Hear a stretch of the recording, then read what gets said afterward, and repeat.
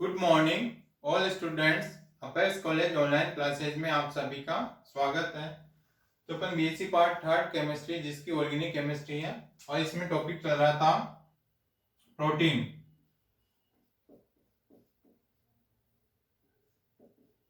जिसे amino acid पढ़ लिया था, पेप्टाइड बॉन्ड पढ़ लिया था। अब नेक्स्ट आता है इसी में एमिनो एसिड के अंदर प्रोटीन्स। तो प्रोटीन इसमें चल रहा था अपने क्लासिफिकेशन ऑफ प्रोटीन, इसका वर्गीकरण पढ़ रहे थे।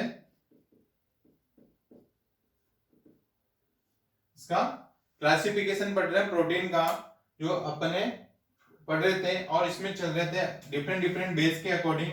अब इसमें नेक्स्ट आता है इसका क्लासिफिकेशन नेक्स्ट युग्मित प्रोटीन।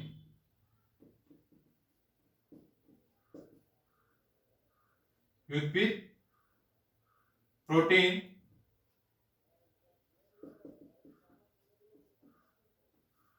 युग्मित प्रोटीन या डिराइव्ड प्रोटीन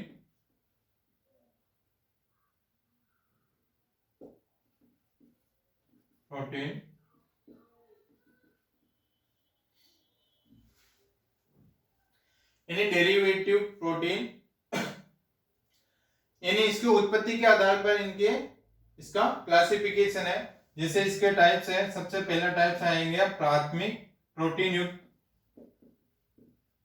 प्राथमिक प्रोटीन युक्त यानी कि इसके युग्मित प्रोटीन है, इसमें भी वापस इनका क्लासिफिकेशन किया गया प्राथमिक प्रोटीन युक्त। तो प्राथमिक प्रोटीन युक्त में क्या होता है, ये जल अपघटन से बनते हैं। ये किससे बनते हैं, इनका जल अपघटन से या हाइड्रोलाइसिस से, यानी इनके डेरिवेटिव प्रोटीन है। डेरिवेटिव प्रोटीन यानी ये किसी से बनते हैं। जैसे प्राथमिक प्रोटीन युक्त अगर किसी का अपन जल अपघटन करवाते हैं, हाइड्रोलाइसिस करवाएंगे, तो ये क्या बनता है, प्राथमिक प्रोटीन बनती है। अब इसके प्राथमिक प्रोटीन के वापस क्या है, इसमें टाइप्स हैं। जैसे ये हो गए प्रोटीन्स,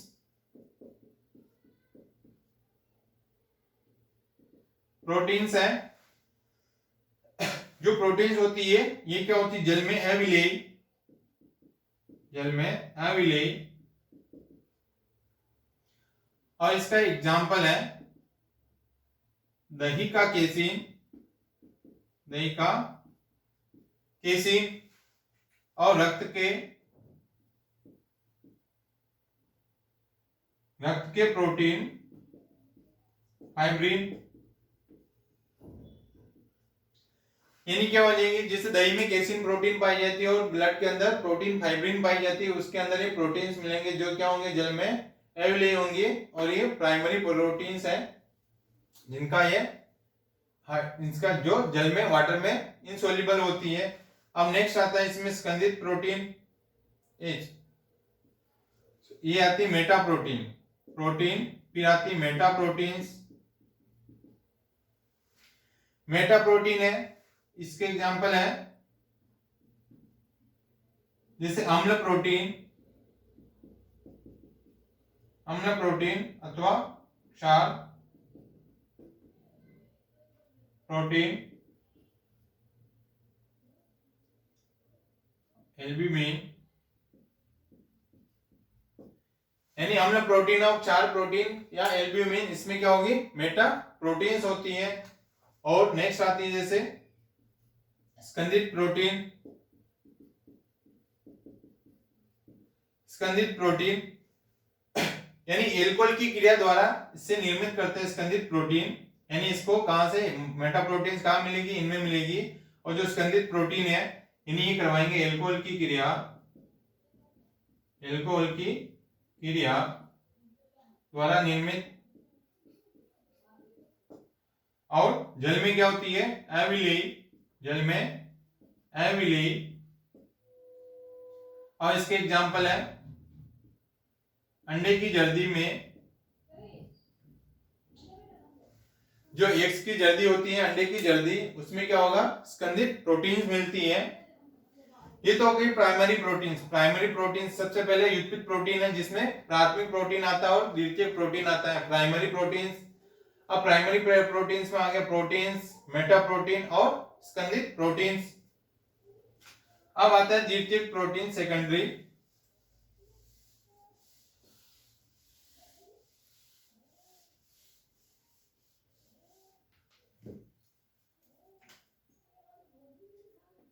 सेकेंड है सेकेंडरी प्रोटीन्स, द्वितीयक प्रोटीन्स, यानी इनका जल अपघटन असरल होता है और उष्मा द्वारा क्या हो जाती है, स्कंदित हो जाती है इनको जल अपघटन द्वारा। यानी प्राइमरी प्रोटीन तो क्या जल द्वारा इसको निर्मित किया जा सकता है और ये जल अपघटन द्वारा, जल अपघटन असरल होता है इसमें। और अगर इनको स्कंदित कर देते हैं उष्मा द्वारा, स्कंदित, यानी इसको गर्म करेंगे तो क्या बन जाएगी, इसमें सेकेंडरी प्रोटीन बन जाएंगे। अब इसके टाइप्स आते हैं, ये आता है पेप्टोन। पेप्टोन यानी जो पेप्टोन होता है ये क्या हो जाएगा, जल में विलेय होता है, जल में विलेय और उष्मा पाकर स्कंदित, यानी उष्मा पाकर स्कंदित अमोनियम सल्फेट, अमोनियम सल्फेट अथवा जिंक सल्फेट, जिंक सल्फेट के साथ अवक्षेपित नहीं होता है। यानी क्या होती है जो यानी सेकेंडरी प्रोटीन क्या होती है, जल अपघटन द्वारा तो क्या होती है सरल होती है, ये क्या होती है उष्मा द्वारा स्कंदित हो जाती है। जैसे पेप्टोन, ये क्या होती है पेप्टोन, इसके टाइप्स हैं, ये क्या होती है वाटर में इनसोल्युबल होती है, वाटर में सोल्युबल होती है। जब इनको गर्म करते हैं, हीट करते हैं तो क्या करती है, स्कंदित अमोनियम सल्फेट अथवा जिंक सल्फेट के साथ क्या होती है, इनका प्रेसिपिटेट नहीं होता है पेप्टोन्स में। अब आता है नेक्स्ट पेप्टाइड। पेप्टाइड, ये पेप्टाइड कैसे बनेंगे, जैसे अपन ने पढ़े थे दो अमीनो अम्लों के संघनित या कंडेंस, संघनित होने से बना हुआ यौगिक एक डाइपेप्टाइड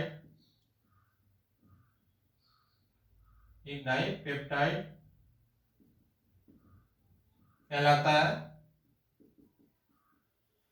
यानी क्या हो जाएगी, जब पेप्टाइड बॉन्ड का आप बनेगा, जब पेप्टाइड प्रोटीन यानी दो अमीनो अम्लों के जब वो कंडेंस होती है, संघनित होती है, जो बना हुआ कंपाउंड होता है उसको अपन डाइपेप्टाइड या पेप्टाइड कहलाएंगे। ये इनके मध्य बने, यानी इसको डाइपेप्टाइड बोलते हैं, और इनके मध्य बने हुए बंध को, इनके मध्य बने हुए बंध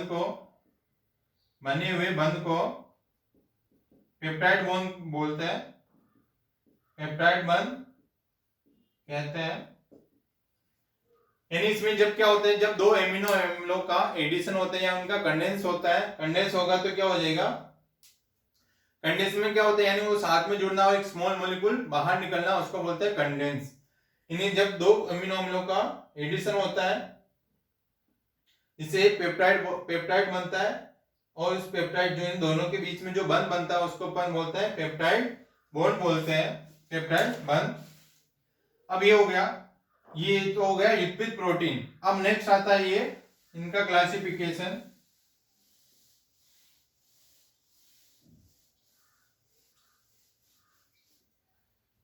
कार्यों के आधार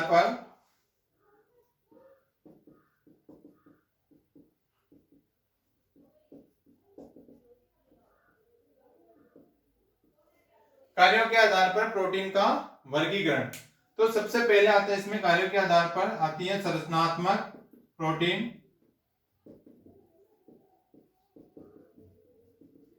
संरचनात्मक प्रोटीन, जो संरचनात्मक प्रोटीन क्या होती है, ये अपने शरीर की संरचना का या शरीर की अपन बॉडी का निर्माण करती है। ये क्या होती है, शरीर की संरचना का निर्माण करती है, शरीर की संरचना का निर्माण करती है। और ये क्या होती है, मजबूत होती है, ये होती है मजबूत, और ये होती है रेशेदार, यानी मजबूत होती है, रेशेदार प्रोटीन होती है। और ये जो संरचनात्मक प्रोटीन है वो कहां कहां पाई जाती है, जैसे वो मांसपेशियों में और पाई जाती है, अस्थियों और हड्डियों में पाई जाती है।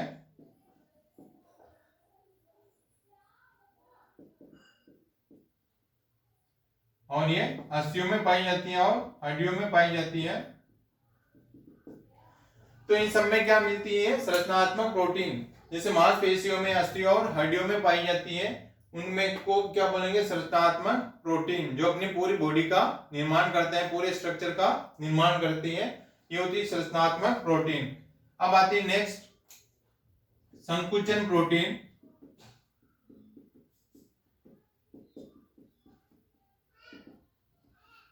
संकुचन प्रोटीन ये क्या करता है, अपने शरीर की मांसपेशियों का निर्माण करती है। संकुचन प्रोटीन जो मांसपेशियों का निर्माण करती है, मांसपेशियों का निर्माण करती है। और इसके एग्जाम्पल है मायोसिन तथा पेक्टिन, जिनमें संकुचित प्रोटीन होती है, मांसपेशियों का ये फॉर्मेशन करती है, जिसमें क्या होता है, संकुचन प्रोटीन पाई जाती है, जिनमें संकुचन होता है, मायोसिन और पेक्टिन। अब नेक्स्ट आता है हार्मोन्स। हार्मोन्स जो यानी प्रोटीन क्या होते हैं, ये भी हार्मोन की तरह वर्क करते हैं। यानी प्रोटीन जो हार्मोन की तरह ये क्या करते हैं, इनका बिहेवियर करते हैं या इनका कार्य करते हैं हार्मोन के जैसे ही,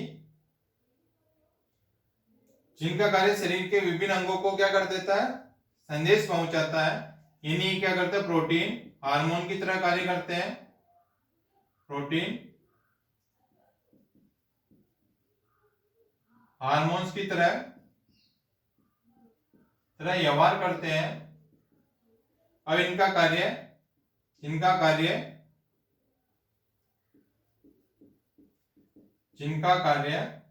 शरीर के विभिन्न भागों तक, शरीर के विभिन्न भागों या अंगों तक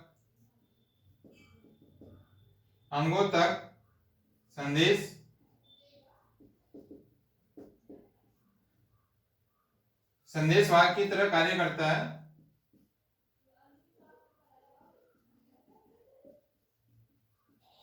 यानी जो हार्मोन्स होते हैं ये क्या होते हैं, हार्मोन जो प्रोटीन की तरह भी क्या होते हैं, हार्मोन्स इनके कार्य करते हैं, जिनका कार्य क्या होगा, शरीर के अंगों तक क्या हो जाता है, जो संदेश को पहुंचाने का कार्य और लाने ले जाने का कार्य करते हैं, वहां का काम करते हैं हार्मोन्स। यानी कौन कौन से हार्मोन होंगे जो प्रोटीन, एक तो होता है इंसुलिन और टेस्टोस्टेरोन।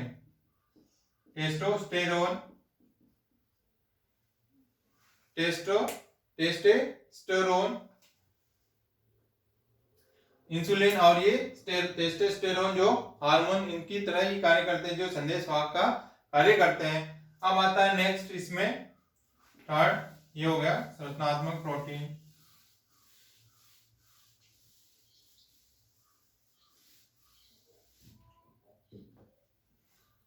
नेक्स्ट आता है फोर, एंजाइम।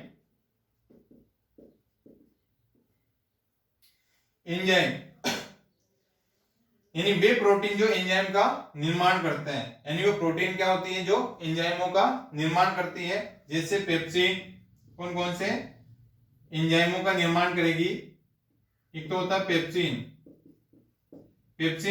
एंजाइम, और एक होता है ट्रिप्सिन। पेप्सिन और ट्रिप्सिन ये दोनों क्या है, दोनों एंजाइम्स है, जिसका फॉर्मेशन कौन करता है, प्रोटीन करती है। अब आता है नेक्स्ट, प्रतिरक्षी एंटीबॉडी। प्रतिरक्षी वे प्रोटीन जो एंजाइम ए जो बाह्य लक्षणों से क्या करते हैं, रक्षा करते हैं। प्रतिरक्षी वे प्रोटीन जो बाह्य संक्रमणों से रक्षा करती है,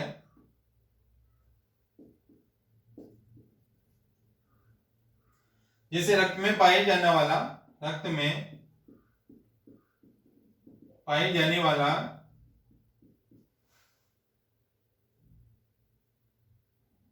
गामा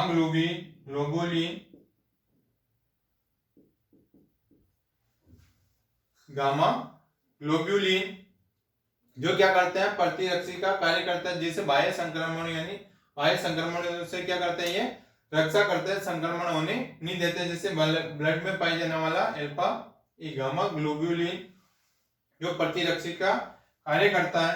अब इसमें नेक्स्ट आता है रक्त प्रोटीन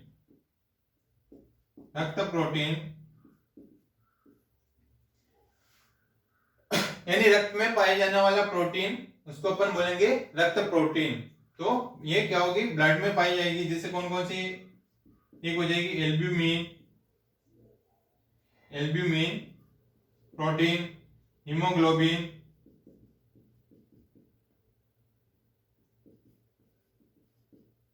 और फाइब्रिनोजन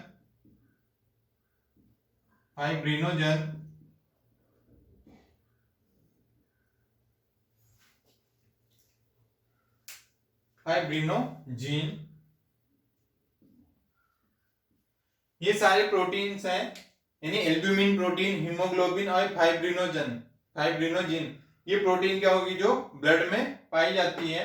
ये इनका हो गया क्लासिफिकेशन, प्रोटीन का क्लासिफिकेशन। अब देखते हैं प्रोटीनों के सामान्य लक्षण। इसका क्लासिफिकेशन कंप्लीट है।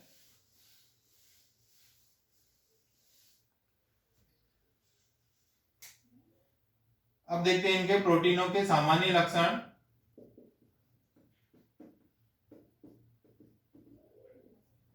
यानी जनरल कैरेक्टर इसके प्रोटीन्स के। तो सबसे पहले इनका जनरल कैरेक्टर क्या होते हैं, ये प्रोटीन्स होती है, ये सारी क्या होती है, रंगहीन होती है। और ये क्या होती है, अक्रिस्टलीय होती है। अक्रिस्टलीय यानी जिसके क्रिस्टल फॉर्म नहीं बनते हैं। एक तो ये रंगहीन कलरलेस होती है, और ये होती है अक्रिस्टलीय। और इनका गलनांक और क्वथनांक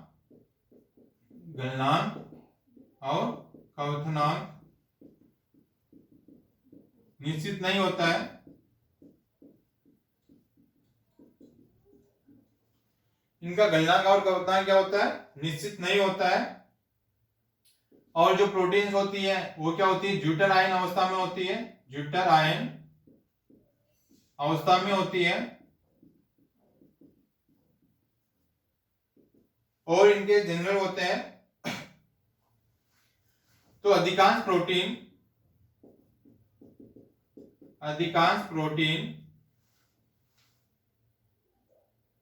जल, एल्कोहल, ईथर में क्या होती है, विलेय होती है। यानी अधिकांश प्रोटीन क्या होती है, जो जल और एल्कोहल और ईथर में क्या होती है, सोलेबल होती है। जैसे इसकी एग्जांपल है त्वचा, स्किन और बाल। ये जो इनकी होगी वो क्या होगी, प्रोटीन, यानी जो बाल के अंदर प्रोटीन पाई जाएगी वो प्रोटीन क्या हो जाएगी, वाटर, एल्कोहल और ईथर में क्या होती है, सोलेबल होती है। यानी इनकी जनरल कैरेक्टर क्या होती है, तो कलरलेस होती है, रंगहीन होती है, अक्रिस्टलीय होती है। इनका मेल्टिंग पॉइंट और बॉइलिंग पॉइंट क्या होता है, निश्चित नहीं होता है, फिक्स नहीं होता है। और ये जो प्रोटीन्स होती है वो ज्यूटर आयन अवस्था में होती है। और इनके प्रोटीन जल, एल्कोहल और ईथर में क्या होती है, सोलेबल होती है। और क्या होता है, इनके अणुभार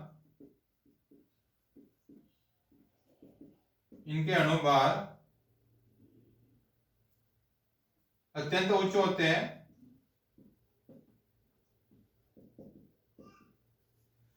यानी इनका जो मोलिकुलर वेट होता है वो क्या होते हैं, अत्यंत ही हाई होता है, काफी ज्यादा होता है। मोलिकुलर वेट या इसका अणुभार काफी ज्यादा होता है प्रोटीन का। और ये क्या करते हैं, जल में कोलाइडी विलयन बनाते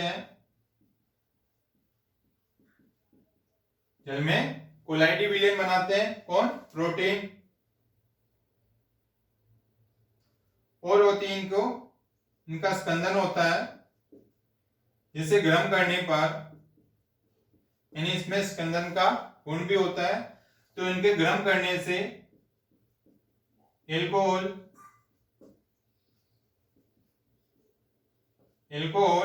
द्वारा स्कंद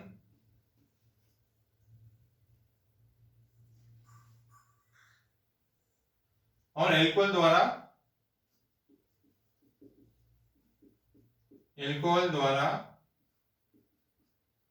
सांद्र खनिज अम्लों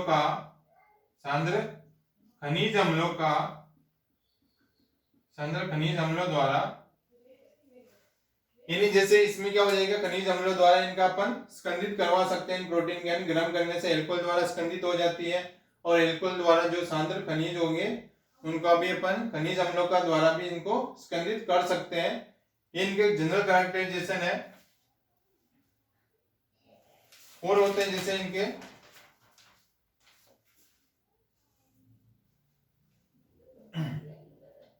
सामान्य लक्षण,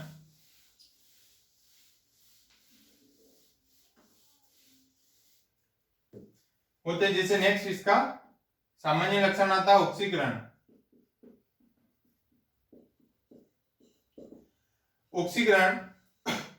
यानी इनको जलाने, जैसे प्रोटीन है तो जलने अथवा सड़ने गलने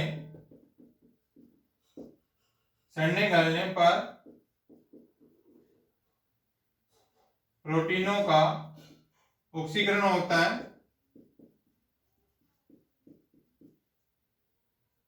ऑक्सीकरण हो जाता है, यानी जो प्रोटीन्स होती है उनका भी ऑक्सीकरण होता है। उनको या तो जलाते हैं अथवा अपन सड़ने, इनको गलने पर क्या हो जाता है, इनके प्रोटीनों का ऑक्सीकरण हो जाता है। और इसमें होता है लवणों का बनना, यानी इसमें सॉल्ट का भी फॉर्मेशन होता है। जैसे अपन इसमें होती है एसिड और बेस की रिएक्शन, तो क्या बनता है, सेल्ट। उसी प्रकार इसमें भी क्या बनेंगे, प्रोटीन से सेल्ट बनेंगे। जैसे एसिड और इसमें बेस की रिएक्शन हो जाएगी तो क्या बनेगा, इसमें लवण बनता है। ये इनके सारे क्या जनरल कैरेक्टराइजेशन है, सामान्य लक्षण। अब इसमें नेक्स्ट आता है प्रोटीन्स के।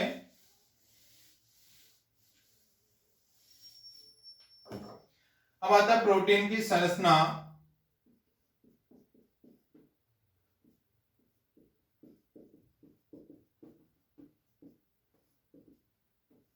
प्रोटीन की संरचना, स्ट्रक्चर ऑफ प्रोटीन्स, यानी क्या होती है इसकी संरचना, होती है टू टाइप्स की होती है इसकी संरचना। एक तो प्राथमिक संरचना, तो सबसे पहले देखेंगे इसमें प्राथमिक संरचना। तो प्राथमिक संरचना में क्या होता है, इसमें अमीनो अम्ल के प्रकार व क्रम का अध्ययन किया जाता है। यानी प्राथमिक स्ट्रक्चर में क्या होता है, जो अमीनो अम्लों के इसमें जो टाइप्स और इनका जो क्रम होता है, सीक्वेंस होता है या ऑर्डर होता है, प्रकार व ऑर्डर का स्टडी की जाती है इसमें प्राइमरी संरचना के अंदर। जैसे इसमें हो गया, ये हो गया एमिनो एसिड,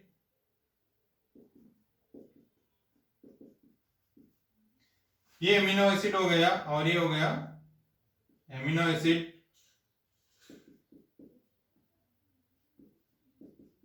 COOH, यानी ये दो एमिनो एसिड है। यहां से क्या हो जाएगा, H2O बाहर निकल जाती है, यानी OH और ये H, OH और ये हाइड्रोजन H2O बाहर निकल जाती है और ये बनाएगा NH। यहां से भी फिर क्या हो जाएगा, हाइड्रोजन, इस प्रकार हाइड्रोजन यहां से बाहर निकल जाएंगे, यहां से OH बाहर निकल जाएंगे। इस प्रकार साइडों से चेन बढ़ती जाएगी इसमें, R H C O, और ये हो गया C O NH, ये हाइड्रोजन और ये C O। तो इस प्रकार से चेन बढ़ती जाएगी एमिनो एसिड का, और इसमें क्या बन जाएगा, पेप्टाइड बॉन्ड। ये कार्बन और नाइट्रोजन के बीच में बनता है पेप्टाइड बॉन्ड। जब एक अमीनो अम्लों का एडिशन होता है तो पेप्टाइड बॉन्ड बनता है।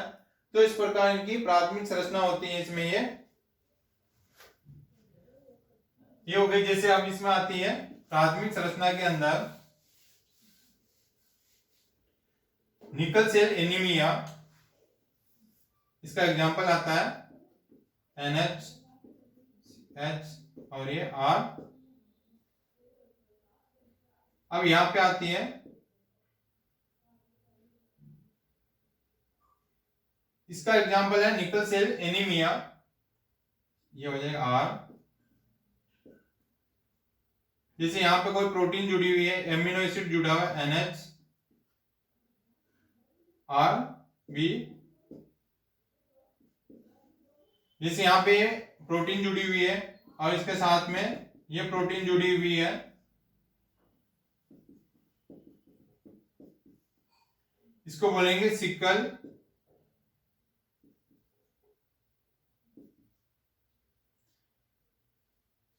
नहीं, इसको बोलेंगे निकल सेल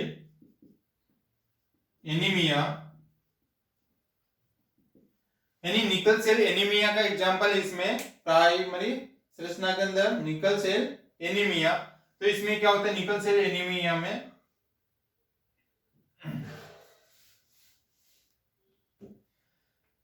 तो निकल सेल एनीमिया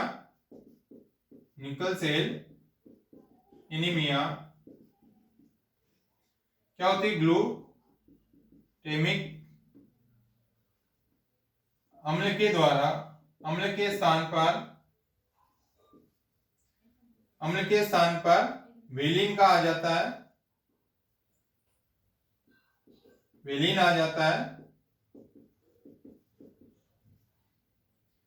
जिससे रक्त कणिकाओं का हीमोग्लोबिन अवक्षेपित हो जाता है, जिससे कोशिका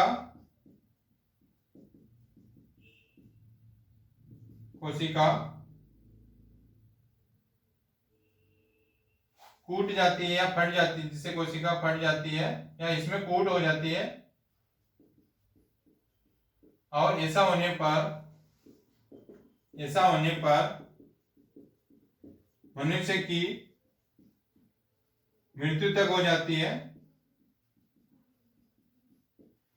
यानी क्या होती है निकल सेल एनीमिया, जिसमें क्या होता है, निकल सेल एनीमिया में ग्लूटामिक एसिड के स्थान, यानी ग्लूटामिक एसिड इसमें बीच में जुड़ा हुआ रहता है, तो उसमें उसके स्थान पर क्या आ जाता है, यदि वेलिन एमिनो एसिड आ जाता है, ग्लूटामिक अम्ल क्या, ये भी अमीनो एसिड है, तो ग्लूटामिक एमिनो एसिड के स्थान पर यदि वेलिन आ जाती है, तो जिससे क्या हो जाएगा, रक्त कणिकाओं का हीमोग्लोबिन क्या हो जाता है, अवक्षेपित हो जाता है या प्रेसिपिटेट हो जाता है, जिससे क्या हो जाएगी, कोशिका या तो इसके साथ में जैसे दो अमीनो एसिड के साथ में कोड बन जाता है, कूट बन जाता है, और ऐसा होने पर क्या हो जाएगा, मनुष्य की मृत्यु हो जाती है, उसकी डेथ हो जाती है। प्राथमिक संरचना, और इसके बारे में अपन नेक्स्ट क्लास में और डिस्कस करेंगे। फिर आएगी इसमें द्वितीयक संरचना। ओके, नेक्स्ट क्लास में डिस्कस करेंगे।